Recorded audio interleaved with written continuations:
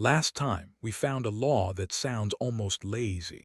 Leave a thing alone, with no force on it, and its motion never changes. It coasts on forever exactly as it was. But our world is full of forces, so we are left with the question we stopped on. A force changes motion. Yes, but by how much? Push gently, push hard. What precisely does a push do? Let us watch carefully. Here is a cart on a track so smooth there is no friction to fight us. I give it a steady push, and I keep pushing with one unchanging force. Now watch what it does.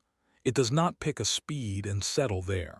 It goes faster, and faster, and faster still. A steady force does not buy you speed, it buys you a speeding up.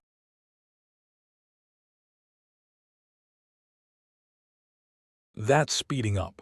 The rate at which the speed itself changes has a name. We call it acceleration. Look at the marks, equal ticks of the clock, yet the gaps keep growing. That is what acceleration looks like.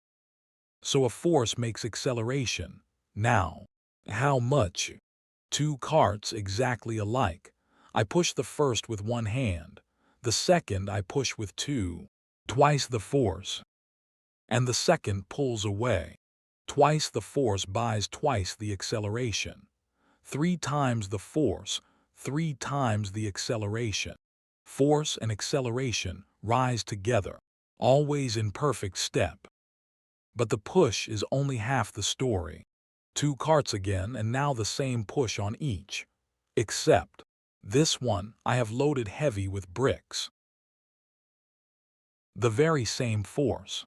And the heavy cart barely gains. The more mass a thing carries, the more it resists being sped up. You met this stubbornness before. We called it inertia. Two halves of one truth, and Newton joined them into the second of his laws. It may be the single most useful sentence in all of physics. The acceleration of a thing is the force upon it, divided by its mass, more force, more acceleration, more mass, less. Tidied up, it is just three letters, F equals ma.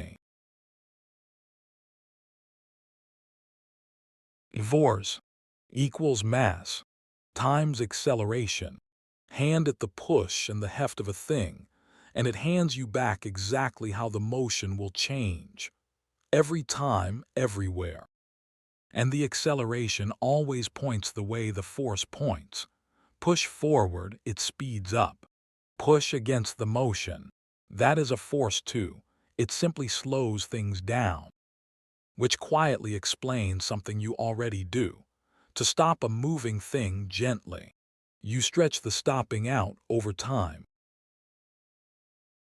Catch an egg with stiff hands. All the change in an instant. And the force is enormous, it breaks. Catch it with giving hands. The same change, but spread over time. And the force stays small. Force multiplied by time, we call it impulse. It is why you bend your knees when you land. Why a car is built to crumple and not to stand firm. The same change in motion, made gentle simply by taking its time. So, what did we learn today?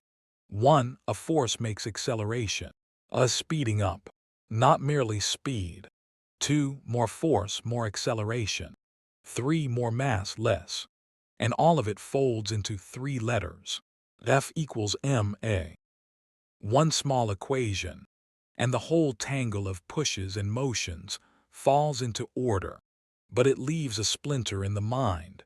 When you pushed that cart, did you feel it push back against your hand? It did.